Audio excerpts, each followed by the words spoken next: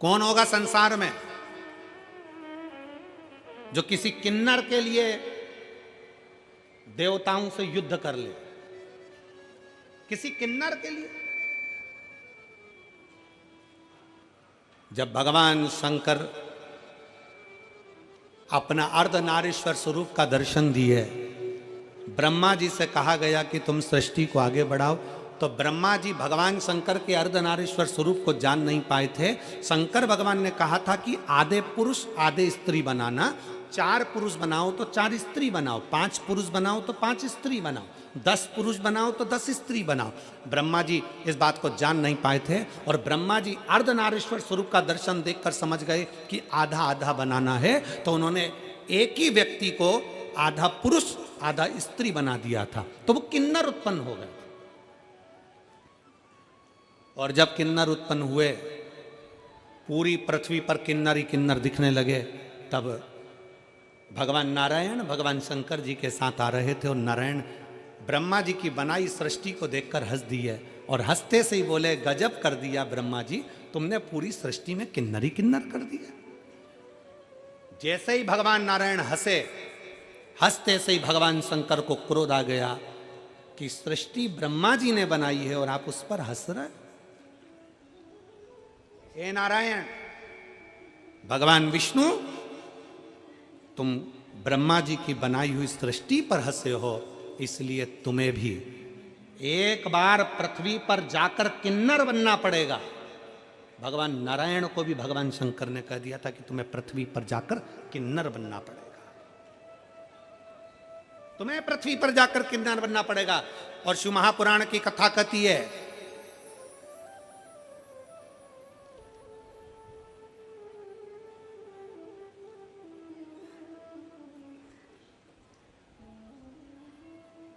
शिव महापुराण का चरित्र कहता है, जिस समय पर पांडव और कौरवों का युद्ध हो रहा था, कौरव और पांडवों के युद्ध में ध्यान में आया, भगवान कृष्ण ने कहा कि अर्जुन, तुम्हारा एक पुत्र उलूपी का पुत्र अरावन वन में रहता है, उसको भी युद्ध के लिए लेकर आओ। अर्जुन उसको युद्ध के लिए लेकर आ गए, अर्जुन उसको युद्ध के लिए लाए। पर अर्जुन युद्ध के लिए लेकर आए और युद्ध के लेकर आने के लिए क्यों? क्योंकि कुरुक्षेत्र की भूमि चंडी की भूमि थी। इस कुरुक्षेत्र की भूमि पर सबसे पहले बलि चढ़ाना थी। और बलि किसकी चढ़ाना है? क्योंकि कुरुक्षेत्र की भूमि ने कह दिया था, चंडी ने कह दिया था, एक बलि कौरव की लूंगी, एक बलि पांडव की लूंगी। कौरवों में से तो 100 थे, उन्होंने कहा एक को देवी देंगे तो 99 बचेंगे, पर पांडव में तो 5 थे, अगर एक भी चले गया तो फिर 4 ही बचेंगे। भगवान कृष्ण ने कहा, अर्जुन तू तेरे बेटे को लेकर आ, रावण को लेकर आए, उलूपी के पुत्र को लेकर आए। रावण को लाकर खड़ा कर दिया। रावण को मालूम पड़ा कि मेरी बलि चढ़ना है। भगवान कृष्ण के पास रावण ने खबर कर दी कि द्वारकाधीश से कहना, द्वारकानाथ मैं अपनी बलि चढ़ाने को तैयार हूं, पर मैंने सुना है अगर कोई कुंवारी अवस्था में मर जाता है तो ना उसे नरक मिलता है ना उसको स्वर्ग मिलता है। अगर कोई कुंवारी अवस्था में मर गया, कोई कुंवारा मर गया, तो वो ना तो नरक जाता है ना स्वर्ग जाता है, वो आहूत माना जाता है। हमारे मारवाड़ियों में एक नाम चलता आहूत। आहूत मतलब वो कुंवारा चले गया, कुंवारी अवस्था में चले, उसकी गति नहीं है, ना उसको पिंड मिल रहा है, ना उसको तर्पण मिल रहा है, ना उसको जल मिल रहा है, ना भोज मिल रहा है, वो तड़पता रहता है।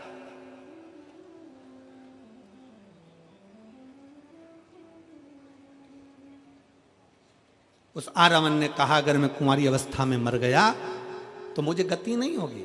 मेरा एक निवेदन है, कल मेरी बलि चढ़ा देना, पर सबसे पहले मेरे ब्याह करा दो, शादी करा दो। अब युधिष्ठिर को लगा आज रात ही रात में कहां की लड़की मिलेगी जिससे शादी कराई जाए, लड़की कहां से ढूंढी जाए जिससे विवाह कराया जाए।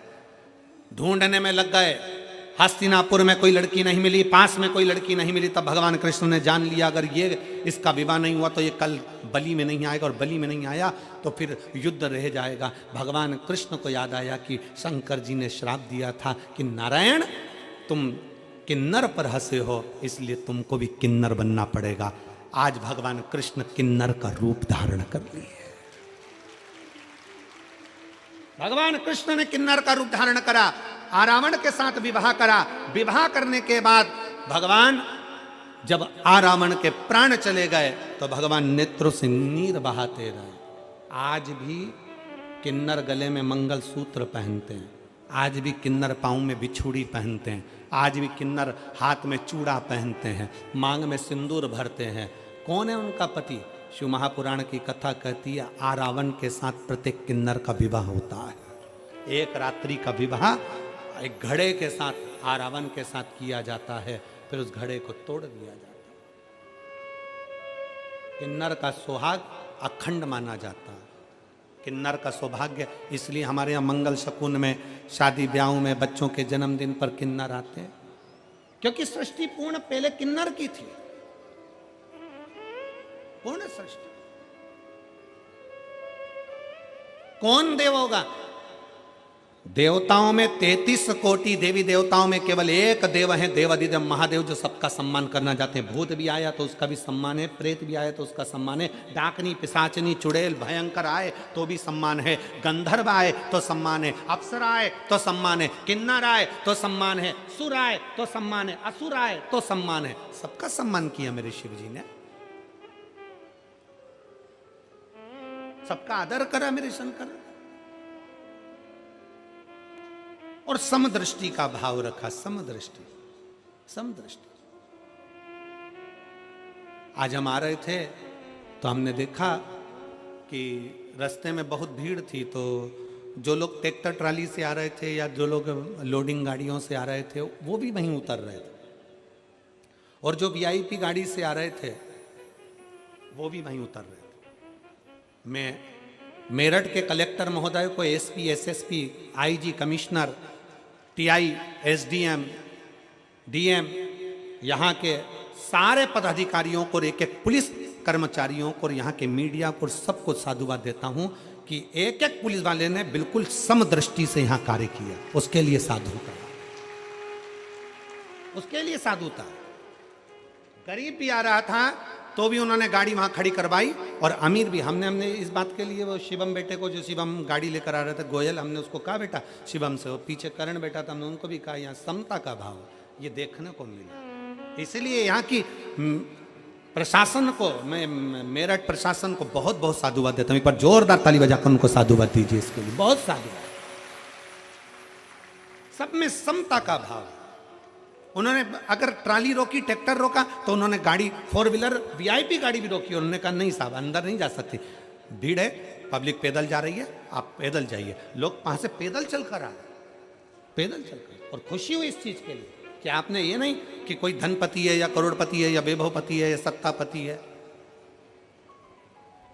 और होना चाहिए, आप वैभवपति सत्तापति देखोगे वो भी तो किसी का पति है। तो उन्होंने समता का भाव रखा, इसके लिए मेरा साधुवाद है सबसे, बहुत बहुत साधुवाद है यहाँ के प्रशासन को, बहुत सारा, बहुत सुंदर तरीके से ये लाखों की भीड़ को, अपार जन समुदाय को यहाँ के प्रशासन ने जो संभाला है, एक बार जोरदार ताली बजाकर बहुत बहुत साधुवाद, बहुत सारा, बहुत। एक शिव तत्व की लहर का, भगवान शंकर की अविरल भक्ति में समता का भाव होना चाहिए, क्योंकि मेरे शंकर शमशान में निवास करते हैं। मेरे शिव के पास में भेद नहीं है, अमीर भी जाएगा तो बांस पर, गरीब भी जाएगा तो बांस पर, अमीर भी जाएगा तो सफेद कपड़े में, गरीब भी जाएगा तो सफेद कपड़े में। जहां सबकी शान सम है उसी का नाम सम शान है, बराबर देखता, उसमें भेद नहीं है।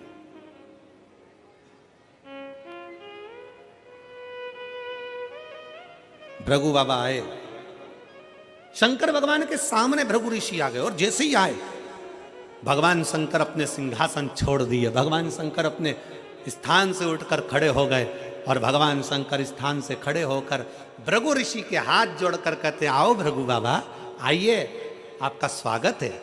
और जैसे ही भृगु ऋषि पास में आने लगे, शंकर भगवान दोनों हाथ फैलाकर भृगु ऋषि को गले लगाने लगे, भृगु ऋषि को गले।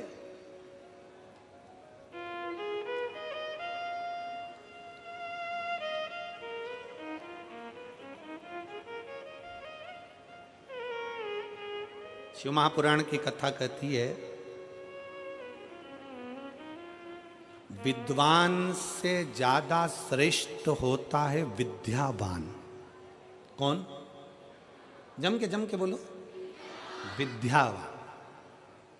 तुमने डिग्रियां ले ली, कुर्सी ले ली, पद ले लिया, खूब बड़े विद्वान बन गए, और तुम्हारे अंदर अगर नम्रता नहीं है तो तुम्हारी डिग्रियां वो शून्य के बराबर है। तुम्हारी डिग्रियां शून्य के बराबर है। विद्वान से बड़ा होता है विद्यावान।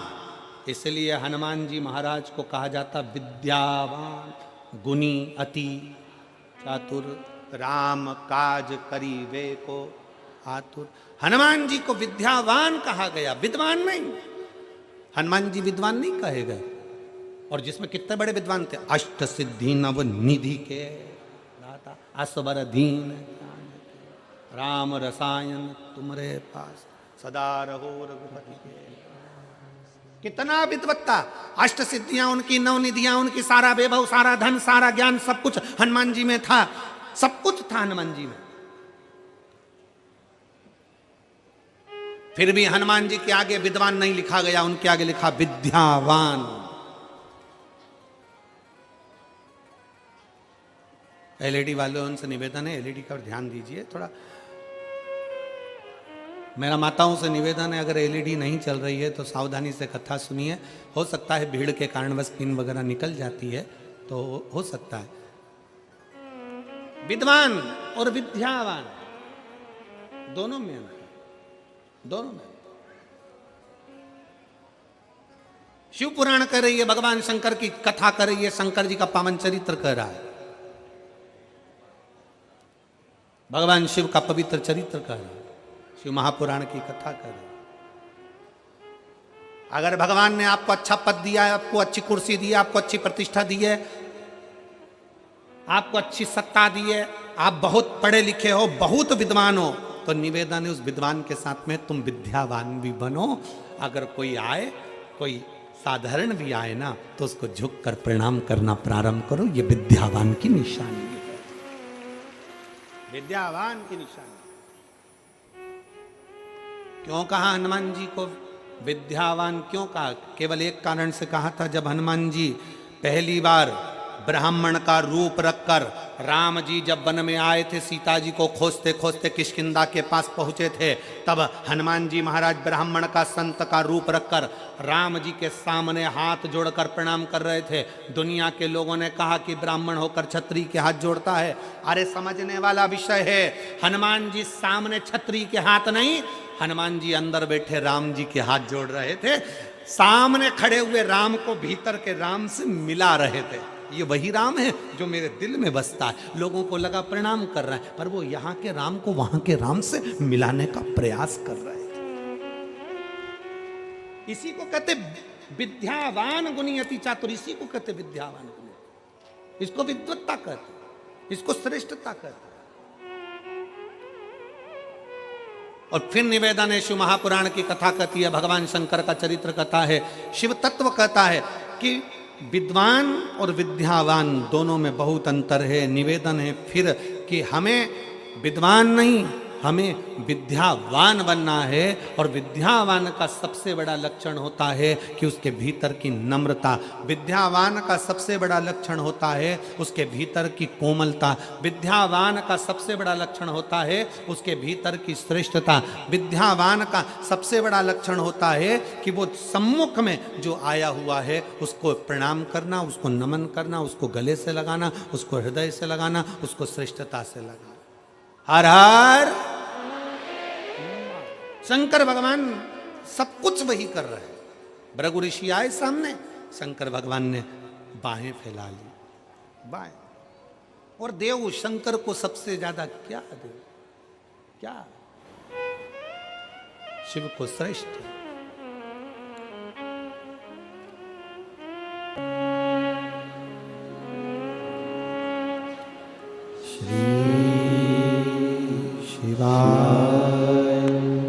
नमस्तु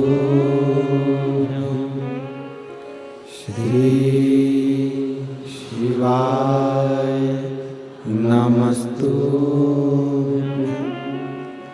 श्री शिवाय नमस्तु नमस्तुभ्यं श्री शिवाय नमस्तुभ्यं श्री शिवाय नमस्तुभ्यं भोला सब दुख काटो हमारा ओ भोला सब दुख काटो हमारा शिव शंकर जपूं तेरी माला भोले बाबा जपूं तेरी माला भोला सब दुख काटो हमारा ओ भोला सब दुख काटो हमारा वेश है मंगल मंगलकारी वेश है मंगलकारी शमशान वासी हमारा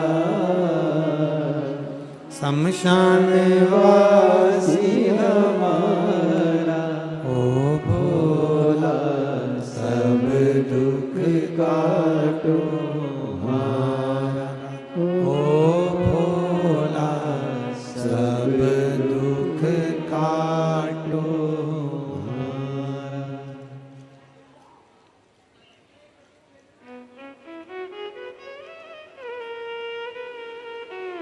बाबा देवादिदेव महादेव भगवान शिव की कथा कर रहे। भृगु ऋषि भगवान शंकर के सामने जाकर खड़े हो गए। बाबा ने अपनी दोनों भुजाएं फैलाई। बाबा अपनी दोनों बाहें फैलाते। ब्रह्मा जी ने बाहें नहीं फैलाई। और अभी आप आगे कथा सुनेंगे, भगवान विष्णु ने भी बाहें नहीं फैलाई। बाहें किसने फैलाई? जम के बोलो जरा, देवाधिदेव बाप है।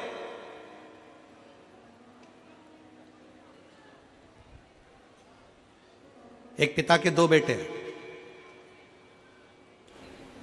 एक बेटा कहता, पापा मुझे मेरी जायदाद का हिस्सा दो, मुझे तुम्हारे साथ नहीं रहना। तुम आज की सोच के हो, मैं तुम पुरानी सोच के हो, मैं आज का सोच का हूं। मैं आज के विचार का व्यक्ति हूं, मुझे तुम्हारे साथ नहीं रहना। मेरी जायदाद का हिस्सा दो, अब भी कि अब भी मुझे मेरी प्रॉपर्टी चाहिए। पिताजी ने वकील बुलवाया। वकील साहब से कहा, सर मेरा बेटा जायदाद का हिस्सा मांग रहा है। वकील साहब ने कहा, आपके कितने बेटे हैं? कहा, दो। मेरा ये बेटा जायदाद का हिस्सा मांग रहा है। तुम्हारा बड़ा बेटा भी जायदाद मांग रहा है क्या? नहीं, वो मना कर रहा है, मेरे को नहीं चाहिए। एक काम करो, वकील साहब बोले, 3 हिस्से प्रॉपर्टी के करो। एक तुम्हारा, बड़े बेटे का, छोटे बेटे का। ठीक है। छोटे बेटे को जायदाद का हिस्सा दिया। वो शहर चले गया। छोटे से गांव से निकलकर बड़े शहर में गया तो शहर में जाते से ही उसके 3 मित्र बन गए। पहला ताली, दूसरा थाली, तीसरा प्याली। कौन कौन से बने? जम के बोलो जरा। ताली, ताली मतलब प्रशंसा करने वाले, वाह वाह वाह, जोरदार, बहुत बढ़िया, और कर, मतलब गलत काम में डुबाना। दूसरे नंबर पर है थाली मित्र, होटल में ले जाकर खिलाने वाले। इसलिए खिलाते हैं कि आज हमारे पैसे से खिलाएंगे, कल इसका पूरा धन हम ही जीन जाएंगे। थाली मित्र। और तीसरे नंबर पर जम के बोलो जरा, प्याली मित्र। अपने पैसे से पीना सिखाते हैं। जब आदत हो जाती है, लत लग जाती है, तब उसके पैसे से खुद पीते हैं और उसको बर्बाद कर देते हैं। ये 3 मित्र हैं। 3 मित्र। नशे से मुक्त हो,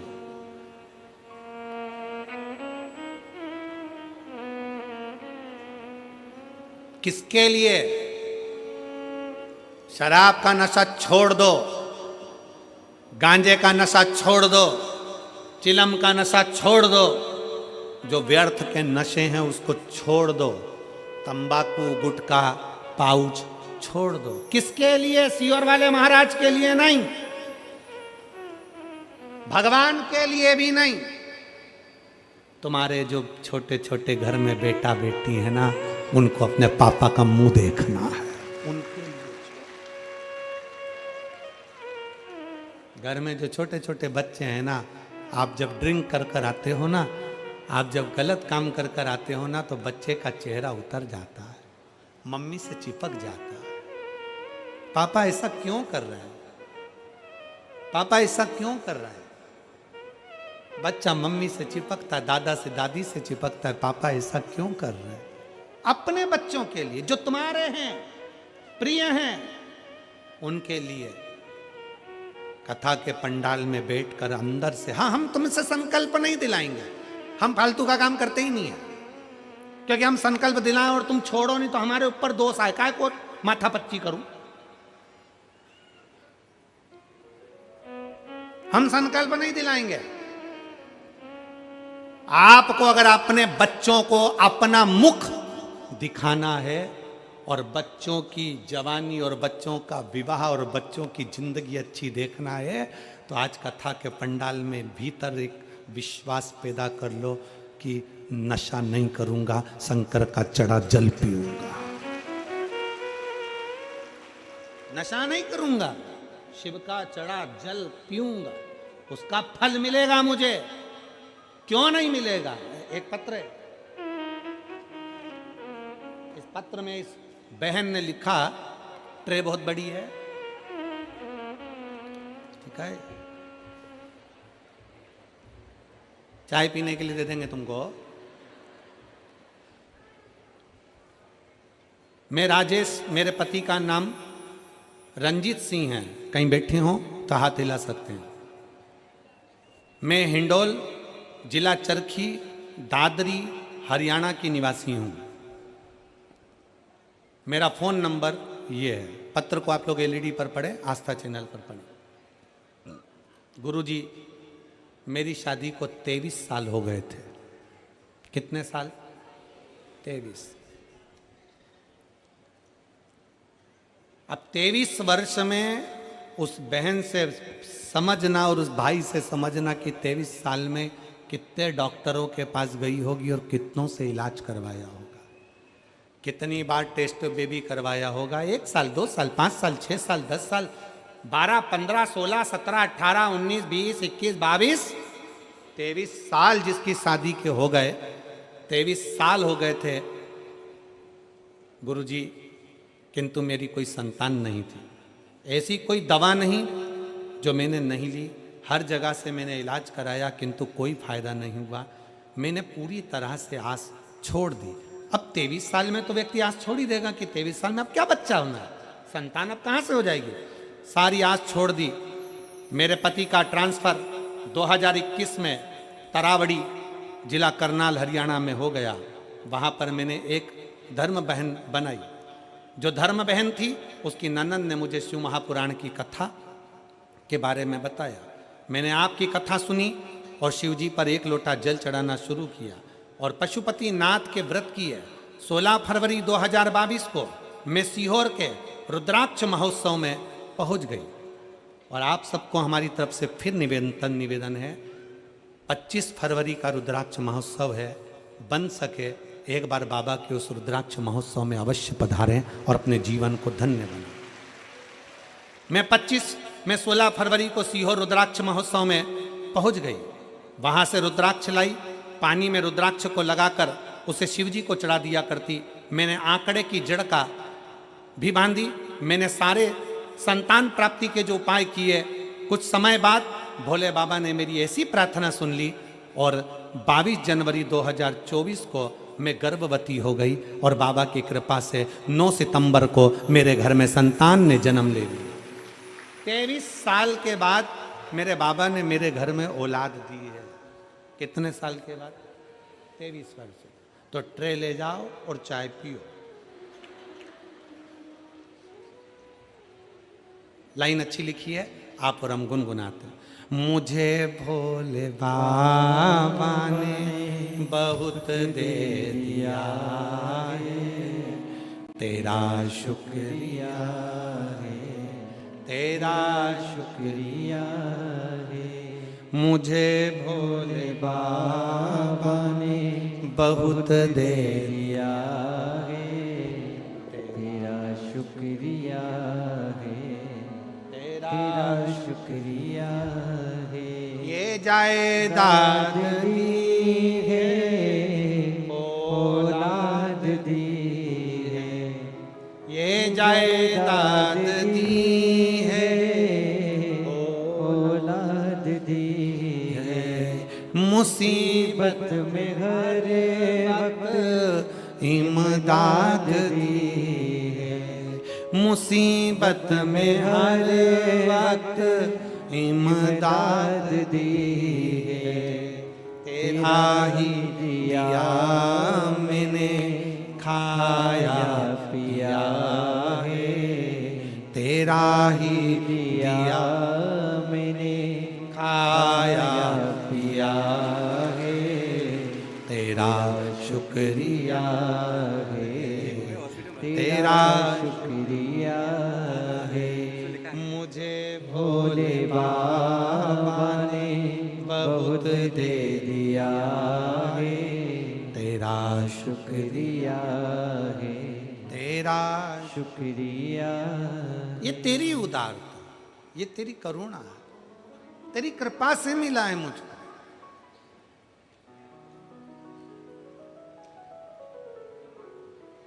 तेरी करुणा से प्राप्त हुआ है मुझको।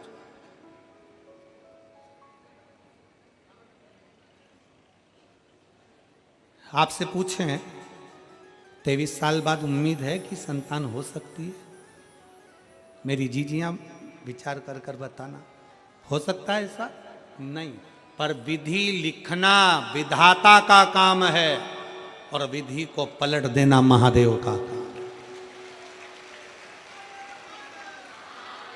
विधि को पलट देना महादेव का काम। वो विधान पलट दे तो समझो शिव है। कोई बाबा नहीं, कोई जोगी नहीं, कोई तपस्वी, कोई साधक, कोई उपासक नहीं, और दुनिया में संसार कलिकाल में कोई ऐसा पैदा नहीं हुआ कि तुम्हारे विधि के विधान को पलट दे। पलटेगा तो एक लोटा जल तुम्हारे विधान को पलट सकता है, तुम्हारा विश्वास तुम्हारे विधान को पलट सकता है। ढोंग में मत पड़ना, प्रपंच में मत पड़ना, दिखावे में मत पड़ना, कहीं इधर उधर फालतू के चक्कर में मत पड़ना कि कोई तुम्हारी किस्मत पलट देगा। ना ना, किस्मत तो तुम्हारे हाथ से चढ़ा हुआ एक लोटा जल ही पलटे। सारी समस्या का हल,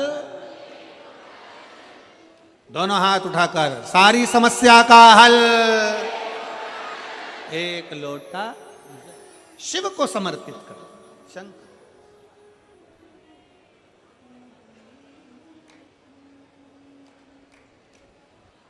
मेरे भोले बाबा ने हाथ फैलाए, बाहें फैला दी।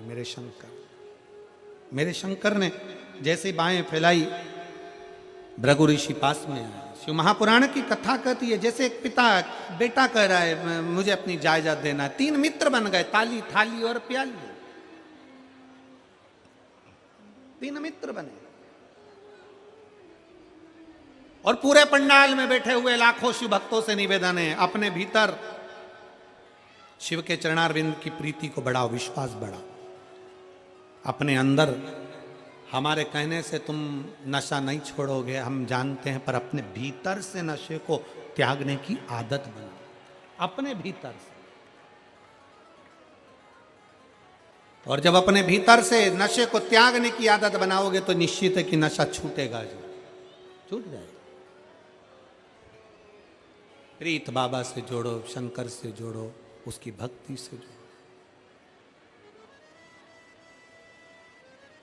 और शंभु शरणे पड़ी मांगू घड़ी रे घड़ी, दुख काटो दया करीने दर्शन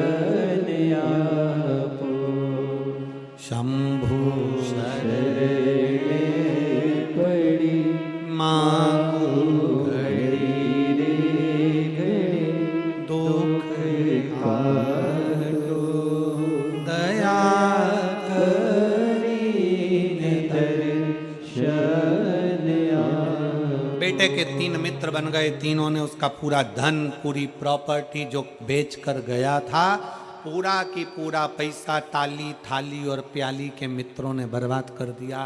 कंगाल हो गया। 3 साल में रोड पर आ गया। रोड पर कितना साल लगा? जम के बोलो जरा। 3 साल में रोड पर आ गया। और फिर निवेदन शिव महापुराण के माध्यम से, दुकान रोड पर है, अच्छी है, चलेगी। मकान रोड पर है, अच्छी है, चलेगी। दुकान रोड पर है, अच्छा है, मकान रोड पर है, चलेगा, पर इंसान रोड पर कभी नहीं चलेगा।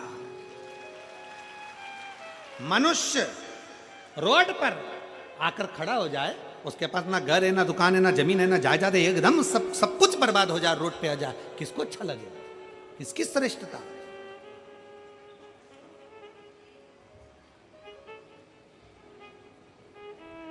दुकान रोड पर आना चाहिए, अच्छी बात है। मकान रोड पर होना चाहिए, अच्छी बात है, पर इंसान रोड पर नहीं होना चाहिए।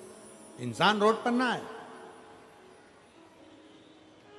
उसका जीवन कैसा निकलता है ये वही जान सकता है। उसकी जिंदगी कैसे चलती है ये वही जान सकता है। उसका जीवन कैसा होगा ये वही जान सकता है। 3 साल में रोड पर आ गया, सब बेच दिया, सब समाप्त हो गया। अपने मित्रों के पास गया, ताली मित्र के पास जाकर बोला, भैया मुझे 500 रुपए दे दे, मुझे गांव तक जाना है। थाली मित्र के पास जाकर बोला, मुझे 500 रुपए दे दे, मुझे गांव जाना है। प्याली मित्र के पास जाकर बोला, मुझे पैसे दे दे 500 रुपए, मुझे मेरे गांव जाना है। अरे गांव जाकर क्या करेगा? अब तो पिताजी की पूरी जायदाद बेच खाया, अब गांव जाकर क्या करेगा? नहीं नहीं, मेरे पिताजी के पास मुझे जाना है, मुझे जाना है। बस ललक लग गई, किसी ने अठन्नी ना दी, 1 रुपया भी नहीं दिया, चवन्नी भी ना दी। और आखिरी में वो बेटा पैदल पैदल पैदल पैदल अपने गांव को चला गया। गांव पर गया तो पिताजी खेत पर काम कर रहे थे, और पिताजी खेत पर काम कर रहे, काम करते हुए पिताजी ने जो देखा कि मेरा बेटा आया है, पिताजी खड़े होकर बाहें फैला लिए। बड़े बेटे ने कहा, पापा ये सब कुछ बर्बाद कर कर आया है। पिताजी ने कहा, भले बर्बाद कर आया, पर आ तो मेरे पास गया है, मैं वापिस आबाद कर दूंगा इसको। वापिस आबाद। इसको बाप कहते हैं, पिता कहते हैं। आप दुनिया में कहीं पर भी ठोकर खाया, कितनी भी लोग ठोकर तुमको लगा दे, कितना भी दुख दे दें, दुनिया के लोग कितना भी कष्ट दे दें, आखिरी में अगर आप सारी दुनिया की ठोकर खाकर मेरे महादेव को 1 लोटा जल चढ़ाओगे ना, तो वो महादेव भी तुम्हें बाहों से लगा लेकर तुम्हारा कल्याण कर देगा। बाप है वो, पिता है वो, हृदय से लगा लेता तो पिता अपने हृदय से लगा लेता।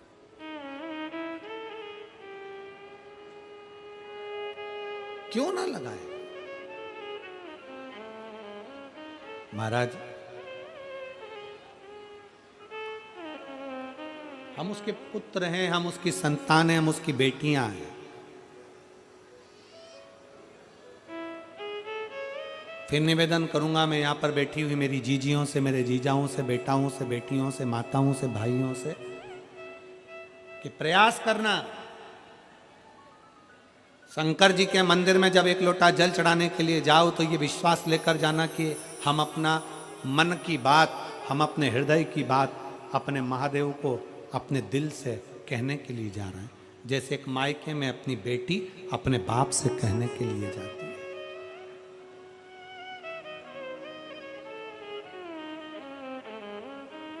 शिव से कहने के लिए कहा,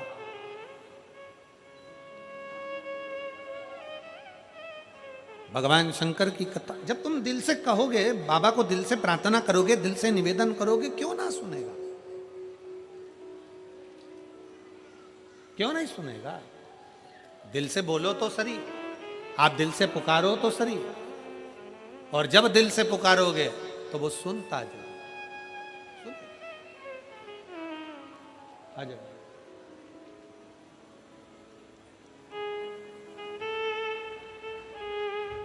23 साल के बाद हुआ है, एक बार जोरदार ताली बजाकर।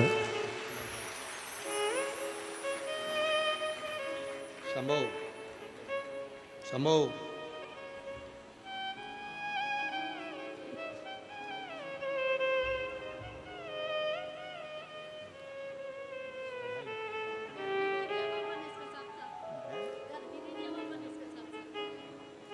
दीदी बोल रही हैं किराए के मकान रहते थे, ये तो आया ही आया, भोले बाबा ने गिफ्ट में एक मकान भी दिलवा दिया।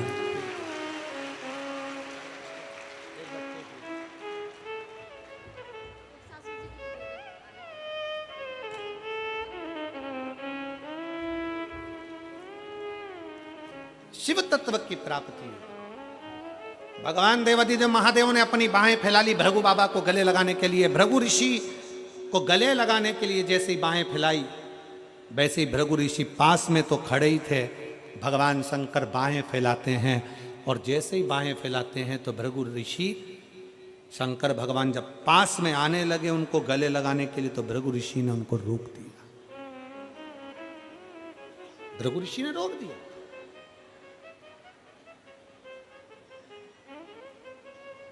भृगु बाबा ने कहा आप मेरे पास मत आइए, आप मेरे नजदीक में ना आइए। पार्वती जी देखकर स्तुब्ध हो गई, मां जगत जननी देखकर स्तुब्ध।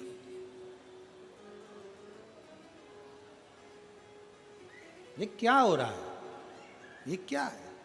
पार्वती जी स्तुब्ध हैं और एकदम स्तुब्ध होकर माता पार्वती जी ने विचार किया। माता पार्वती जी स्तुब्ध हो गई और स्तुब्ध होकर माता पार्वती ने विचार करा ये क्या हो रहा है, ये क्या है? शंकर भगवान गले लगाने के लिए भृगु ऋषि के लिए बाहें फैला रहे हैं और भृगु ऋषि उनको रोक दिए हैं। शंकर भगवान ने पूछा भृगु बाबा मैं आपको गले लगाना चाहता हूं, आप मेरे दरवाजे पर आए हो, अतिथि देवो भव। दरवाजे पर अगर अतिथि आए तो उसका आदर होना चाहिए। 33 कोटि देवता में केवल एक देव अधिदेव महादेव ऐसे हैं जो अतिथि का पूर्ण रूपेण सत्कार करते। आप आए, बाहें फैलाई, भृगु ऋषि ने मना कर दिया आप मेरे गले नहीं लगे, मैं आपके गले नहीं लग सकता भोलेनाथ। शंकर भगवान ने पूछा क्यों? भृगु ऋषि कहते हैं कि आपके तन पर चिता की भस्म लगी है, आपके तन पर चिता की भस्म रमी है, आपके शरीर पर चिता की भस्म है। शंकर भगवान पार्वती जी को देख रहे थे, पार्वती जी शिव जी को देख रही थी। शिव महापुराण की कथा कहती है शंकर पर चढ़ा जल, शिव को चढ़ाकर जल का आचमन बड़ी से बड़ी बीमारियों को समाप्त कर देता है। दुनिया के लोग चाहे कितना ही कहें कि शंकर का जल मत पियो, शंकर की बेलपत्र मत खाओ, शंकर का ये मत खाओ। शिव महापुराण की कथा कहती है, निवेदन है बेलपत्री खाओ, जल पियो, पर दूसरे का हराम का धन मत खाओ, भगवान का भजन गाओ। कई लोग कहते हैं हम प्याज नहीं खाते, वो कहता हम लहसुन नहीं खाते, वो कहता हम ये नहीं खाते, और दूसरे का माल मिल जाए तो डकार जाते। दूसरे का धन मिल गया डकार गए, दूसरे का पैसा मिल गया डकार गए, किसी का पड़ा हुआ मोबाइल मिल गया डकार गए। शिव महापुराण की कथा कहती है ऐसा ढोंग का जिंदगी मत जियो, ढोंग की जिंदगी से अच्छा है ढंग की जिंदगी जियो तो शिव मिल जाएगा। ढोंग की जिंदगी शंकर को प्रियता नहीं है, शंकर की प्रियता ढंग की जिंदगी है, अच्छी जीवन को जीने का प्रयास।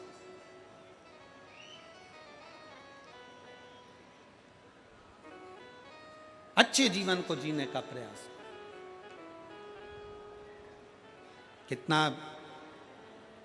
कितने कितने रुपए लगाकर आप लोग यहां पहुंचे हो? जम के बोलो जरा, कोई 50, कोई 100, कोई 200, कोई 150 रुपए लगा के तो यहां पहुंचे होगे ना? जम के तो बोलो जरा, पहुंचे हो यहाँ? अब तुम 150-200 रुपए लगाकर यहाँ पहुंचे हो तो क्या करने के लिए पहुंचे हो? जम के बोलो जरा, कथा सुनने के। अब तुम्हारा ध्यान कथा में कम, जैसी कैमरा आया।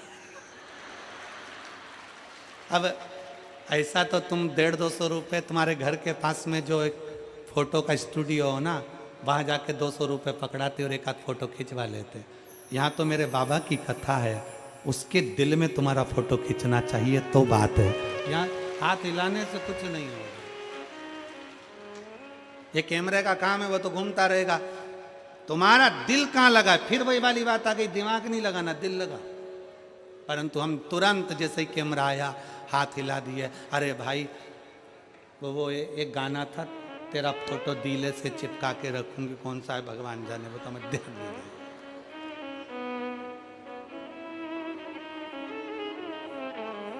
उसके हृदय से लगता। शिव तत्व की प्राप्ति दिल से आयो, 150 रुपए खर्च कर कर आयो। इसलिए बहुत सावधानी, तुम्हारे 50 रुपए खर्च हुए हैं ना, तो हमको ध्यान रखना पड़ता है कि तुम दिल तो लगा लो बाबा से। झोली भर कर लेकर जाना है, हाथ हिलाने के चक्कर में रह जाओगे ना तो वो भी ऊपर से हाथ ही हिला देगा, क्या मतलब है। इसलिए लेकर जाना, बहुत बहुत सावधानी।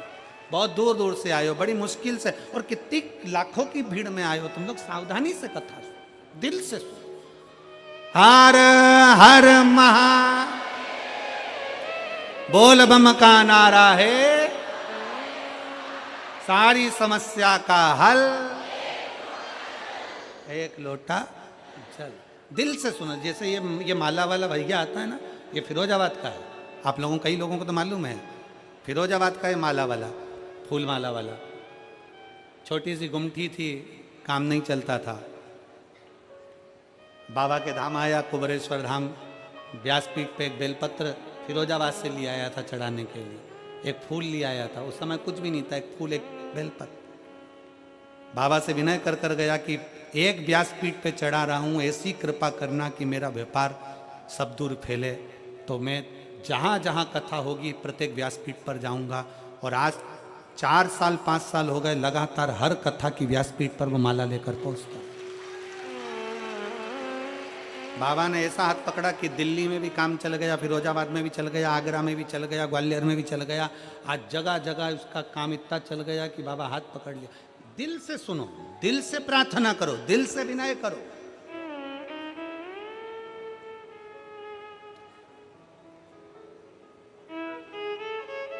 भगवान शिव को तुम्हारा हृदय बड़ी प्रिय है, वो दीजिए। भृगु ऋषि के लिए भगवान ने हाथ फैलाया, भृगु बाबा रोक दिए। तुम चिता की भस्म लगाए हो, चिता की भस्म लगाए हो तो मेरे करीब में मत आना। शंकर भगवान पार्वती को देखते रह गए, पार्वती जी शिव को देखती रह गई। मेरे करीब में मत आना, तुमने चिता की भस्म लगाई, तुम चिता की भस्म लगाए हो, मेरे पास में ना आए। शिव जी को थोड़ा सा क्रोध तो आया, क्रोध आया। मैं क्या पहना हूं, मैंने कैसे कपड़े पहने, ये मेरे ऊपर निर्भर करता। आप किसी के वस्त्र को देखकर ताना नहीं दे सकते, आप किसी के आभूषण को देखकर अपशब्द नहीं कर सकते, आप किसी के आभूषण और वस्त्रों को देखकर कुछ बोल नहीं सकते। हाँ, पति पत्नी आपस में बैठे हों और पति पत्नी आपस में बात कर रहे हो एक दूसरे के वस्त्र आभूषण की, तो बात दूसरी होता है। एक पत्नी ने नई नई साड़ी पहनी, बड़ी सुंदर साड़ी पहनी, और पति के पास आकर खड़ी हो गई। सुंदर सी साड़ी पहनकर पति से पूछा मैं कैसी लग रही हूं। पति अपने ऑफिस जा रहा था, कुछ बोला नहीं। पत्नी ने फिर पूछा मैं कैसी लग रही, पति नहीं बोला। पति को मालूम था मैं बोलूंगा और लड़ाई होगी, क्या मतलब बोलने से। पत्नी ने फिर पूछा मैं कैसी लग रही, पति ने कहा तू ऐसी लग रही जैसे हरी घास में भैंस चल रही। अब तुझे पूछने की जरूरत क्या थी उससे, क्यों पूछे। शिव महापुराण की कथा कर रही है, पति पत्नी आपस में हास्य व्यंग करें, मना नहीं। पति पत्नी आपस में हसमुख रहें, मना नहीं। पर शिव महापुराण की कथा कहती है कि कोई पर को, कोई किसी दूसरे को, साधु हो, सन्यासी हो, व्यक्ति हो, गृहस्थी हो, कोई साधारण सा कोई बेटी हो, कोई बेटा हो, कोई अन्य व्यक्ति हो, किसी पर आप कमेंट्स नहीं कर सकते, आप किसी को अपशब्द नहीं कह सकते, आप किसी को ताना नहीं दे सकते, किसी के परिधान पर, किसी के वस्त्र पर, किसी के आभूषण पर।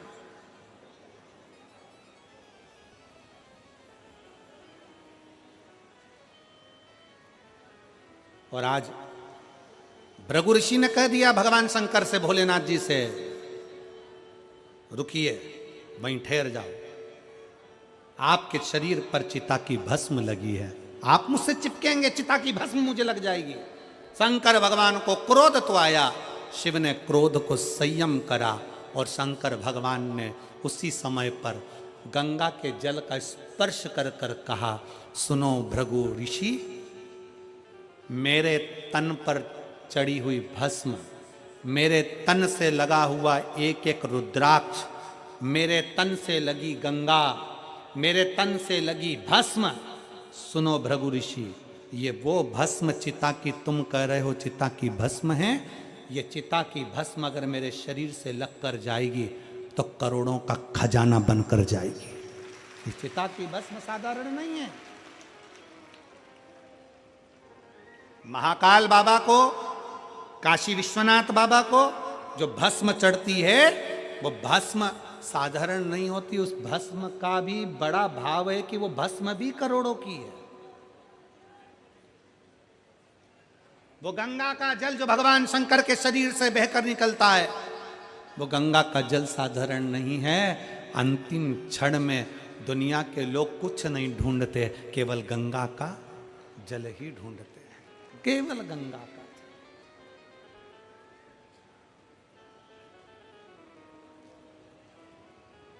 और दुनिया के लोग पहले बेलपत्री का महत्व नहीं जानते थे, अब शंकर जी पे चढ़ी हुई बेलपत्री का क्या महत्व है ये पूरी विश्व जान गया। इसलिए आप शंकर जी पर बेलपत्र चढ़ती है तो लोग उसको उठा कर ले जाते हैं, क्योंकि वो बेलपत्र साधारण नहीं होती, रोग मुक्ति के लिए होती है, औषधि। कल एक बहन कह रही थी, गुरुजी हम शंकर जी के मंदिर जाते हैं और शंकर जी पे चढ़ी हुई ज्यादा बेलपत्र नहीं मिलती, एक बेलपत्र मिलती है, तो क्या उस बेलपत्र को हम पूरे परिवार समेत बांटकर खा सकते हैं? क्यों नहीं। बेलपत्र का एक अंश मात्र की डंडी भी, एक अंश मात्र की पत्ती भी अगर तुम्हें प्राप्त हुई है तो समझ लेना शंकर ने तुमको औषधि प्रदान करी है। जरूरी नहीं कि पूरी 3 पत्ती की बेलपत्र पूरे घर के लोगों को मिले। एक बेलपत्र 3 पत्ती की चढ़ी हुई अगर मिल गई है तो उस बेलपत्र के छोटे छोटे टुकड़े कर कर भी घर के 15 लोग, 20 लोग, 25 लोग, 10 लोग, 12 लोग जो घर में है, कण कण मात्र भी अगर खाते हैं तो उसका भी फल है, उसका भी फल है।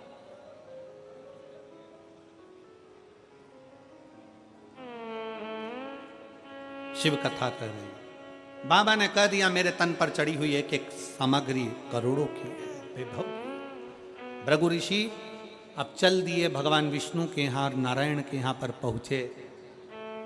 जैसे ही पहुंचे तो लक्ष्मी जी के ध्यान में तो था कि ब्रह्मा जी के पास में बैठ कर आए हैं, भगवान शंकर का अपमान कर कर आए हैं भृगु ऋषि, और अब नारायण के पास आए हैं। लक्ष्मी जी चरण दबाने में लगी थी।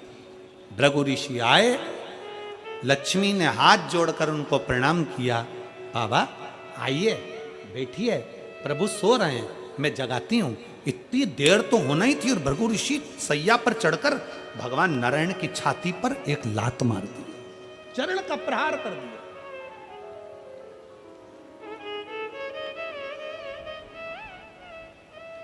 चरण का प्रहार। भगवान के नेत्र खुल गए। भृगु ऋषि को देखा बाबा ने, भगवान नारायण ने भृगु ऋषि से कहा आपके चरण में चोट लग गई होगी, आप सैया पर बैठिए। लक्ष्मी जाओ चंदन लाओ, चरण में लगाना है भृगु ऋषि के। लक्ष्मी जी कहती है चोट तुम्हें लगना चाहिए क्योंकि तुम्हें लात मारी है। भगवान कहते हैं नहीं लक्ष्मी। भृगु ऋषि के चरण में चंदन लगाया तो भृगु ऋषि की आंख में जल भर गया। नारायण से कहा नारायण आज मुझे बड़ी ग्लानि हो रही है। क्या ग्लानि? मैंने आज शंकर का अपमान कर दिया, शिव का।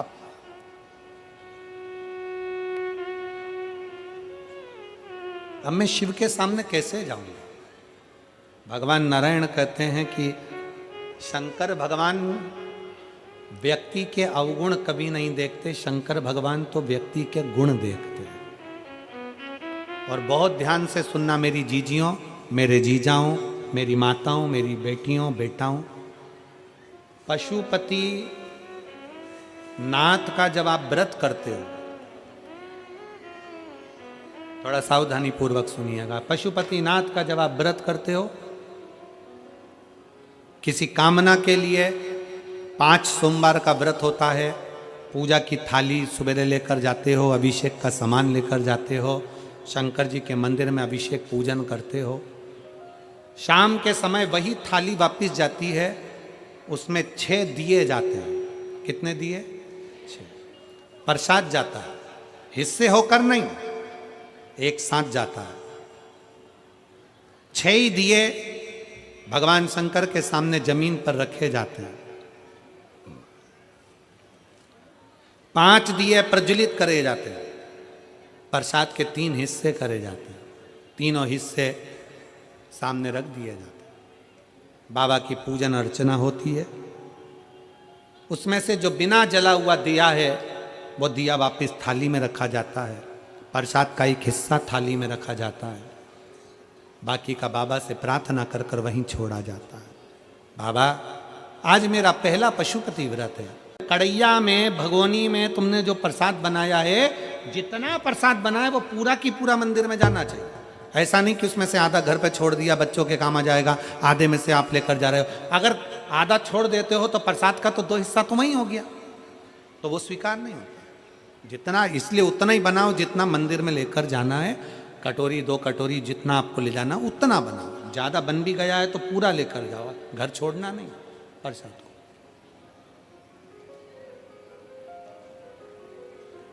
एक ही मंदिर में 5 व्रत करिए। प्रत्येक व्रत में यही नियम चालू करो। 5वां व्रत हो, एक श्रीफल भेंट बाबा को समर्पित करो। 108 चावल के दाने हो, मूंग के दाने हो, पत्ती फूल की हो, बेलपत्ती हो, जो भी तुम बाबा को चढ़ा सकते हो, 108 बाबा को दे दीजिए।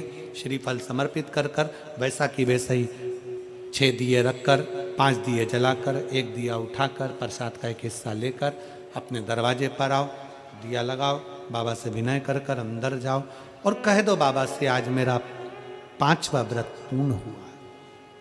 इसको स्वीकार लेना, इसको स्वीकार। बहुत कामना लेकर आई हूं बाबा, बहुत दुखी हूं। मेरे महाकाल राजा, अपना दिल का भाव किससे कहूं?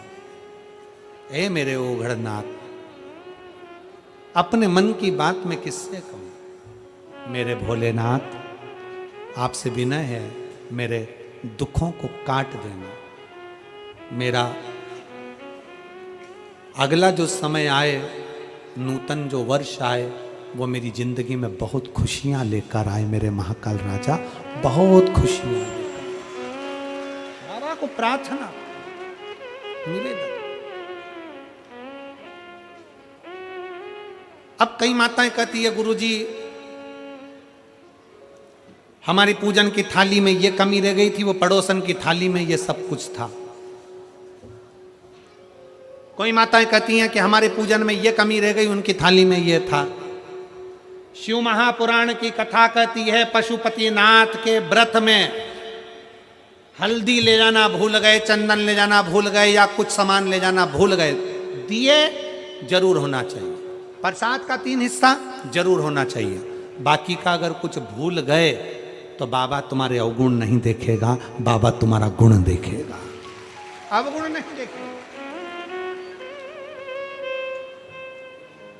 बस उससे जाकर जब पशुपति व्रत करो ना, तो एक स्तुति उसके सामने जरूर करो।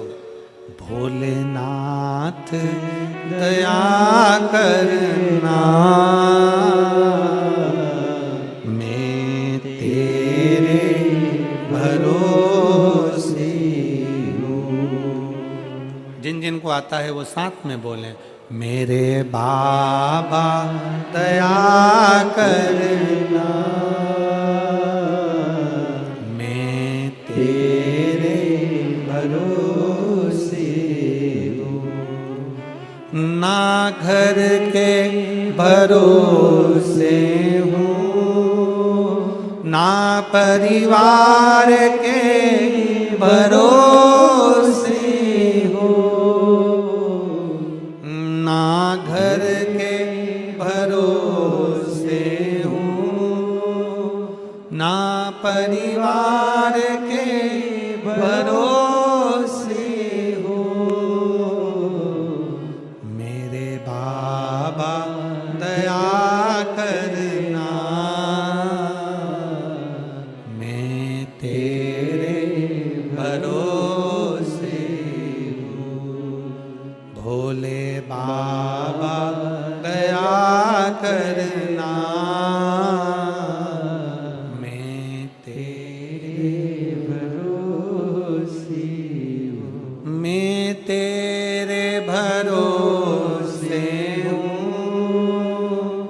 भोले तेरे भरोसे मैं तेरे भरोसे हूँ, भोले तेरे भरोसे हो, भोले बाबा दया करना, मैं तेरे भरोसे मेरे शंकर दया करना, मैं तेरे भरोसे। उससे प्रार्थना जरूर करो। हम उसके आश्रित हैं, हम उसके सहारे हैं।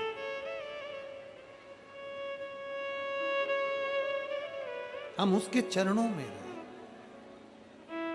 तारकासुर के 3 बेटे तारकाक्ष, विदुम्माली, कमलाक्ष की तीनों के प्राण जब भगवान शंकर पशुओं के देवता बनकर पशुपति नाथ बनकर गए, इनके प्राण लिए, ये तीनों भी पशुपति नाथ भगवान की आराधना में लग गए कि हमारा कल्याण आपने कर दिया।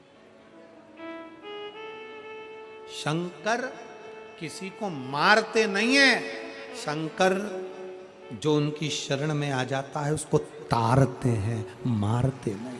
शिव मारते ही नहीं।